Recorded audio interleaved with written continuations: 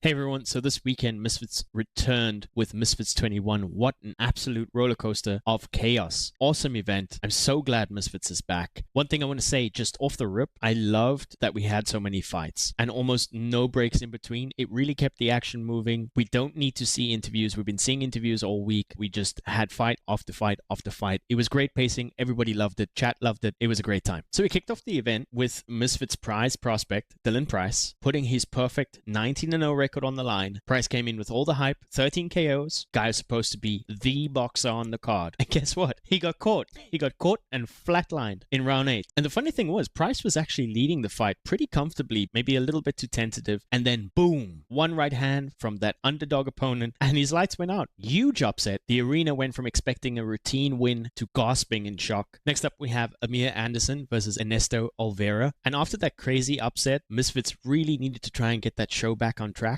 And Amir Cashman Anderson did exactly that. Ernesto Olvera didn't hold back in the press conferences. He was talking a lot of shit to Amir. And I think Amir kind of took that out on him. He looked sharp, he looked powerful, he looked composed, and he demolished his opponent by the third round, dropping him and forcing a TKO. And honestly, it wasn't even close. You can see Amir is levels above in skill. And yeah, man, I'm going to be keeping an Amir Anderson. Is definitely one of the future stars of the scene. And then next up on the card, we had Joey Knight versus Andrew Howson. I feel like the fight was good. I like Joey Knight. I do remember feeling a little bit annoyed at times during the fight. Joey was like showboating but missing his shots, and I felt like land your shots and then you can show off. But he got the victory. I like him. Would like to see him against like top guys in Misfits. Maybe even him versus Fox after that performance. Adam Sala after he fights Dean. So yeah, not too much to say about the Joey fight. Give this man a tougher opponent next time because I really want to see how he handles a fight where he can't showboat the whole time. But yeah, for the most part for me, Joey is among the top of the division. And then we had the Survivor tag team match, and I thought this was awesome. Having 4 heavyweights in there was awesome. We had Tempo Arts, Big Tobz, Godson, and Curtis Pritchard. And the concept is basically like a tag team boxing free-for-all. The fighters were able to tag in and out as they wanted, and the last man standing wins. There were eliminations as well. The only annoying thing was the time it took for the scores to be tallied. Honestly, I thought the format worked. I thought the eliminations worked. It was entertaining all the time. Bring that back. Bring it back with the same format. The only thing you need to do is figure out how to do the scoring quicker. Anyway, back to the fight. Great fight. Tempo Arts did really well. Pretty much stayed in there for most of the fight. Only tagged out once or twice. But he really impressed me. He landed some heavy shots. Pretty much battered whoever stepped in there with him. And the crowd was definitely loving the chaos. It was like a mix of professional boxing and pro wrestling. And the format really worked. Like I said, keep that format. Just figure out the scoring. Next up, we had Jordan Banjo versus Will Anderson. A heavyweight bout. I didn't know really what to expect from this, but Banjo impressed. For that to be his debut fight, he looked really slick. He was light on his feet, he was slipping shots, and he was firing back sharp right hands. I was pretty impressed. Obviously, as the fight went on, they both started kind of gassing out. And yeah, Banjo was able to score the knockdown and eventually get that TKO in the 4th round. And then we had Wakey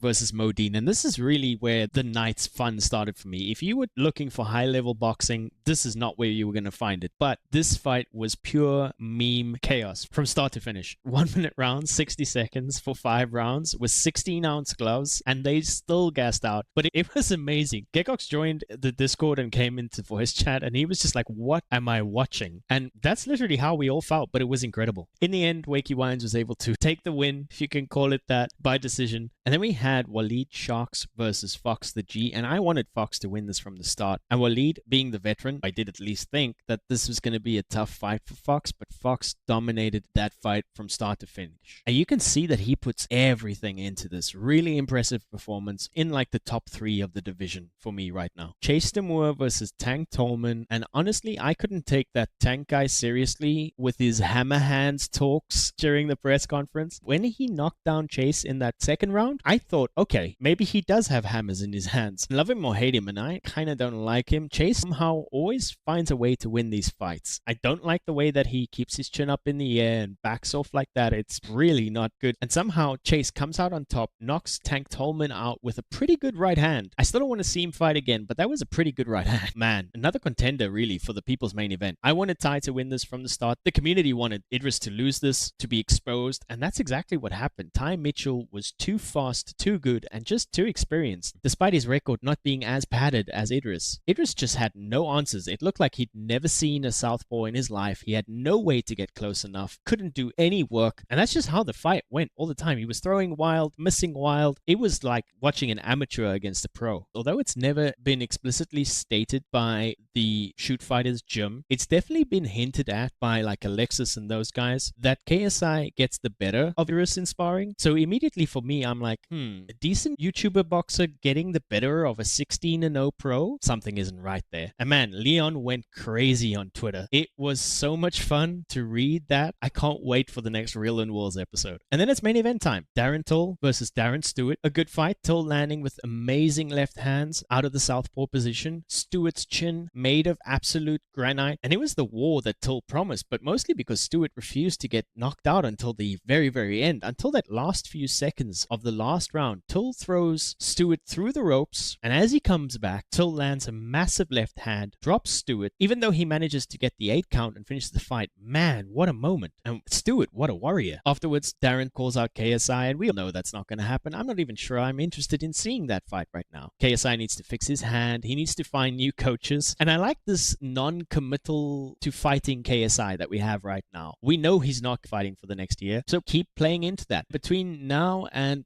late 2026 when KSI fights again, I think Misfits can stand on its own. And I imagine then we'll see him against a Floyd Mayweather or a Conor McGregor or some other big name that is on his special list. But I'm not really interested in seeing any of the other fights. I'm not really that interested even in seeing a Darren Till fight. And I know the question is then, who is the big headline pay-per-view star? The prime level cards, if you know what I mean. There you're going to have to look at people like Gibb, maybe. Obviously, Darren Till versus another big name, maybe like Tommy Fury. Although we know that Tommy Fury doesn't want that Darren Till fight. I think the next couple of months are going to be really, really exciting. I feel like there's plenty to come for Misfits. I'm pretty sure there's going to be an event in June. I'm not sure exactly what everything's going to look like, but I do have this feeling that something amazing is coming. Maybe it has something to do with Riyadh. I don't know, but something's coming. Yeah, that was the Misfits 21 card recap. I really had a great time with the event. Thank you everyone for coming through in the chat. It was awesome. Thank you for all the support. And yeah, I'll see you guys in the next one.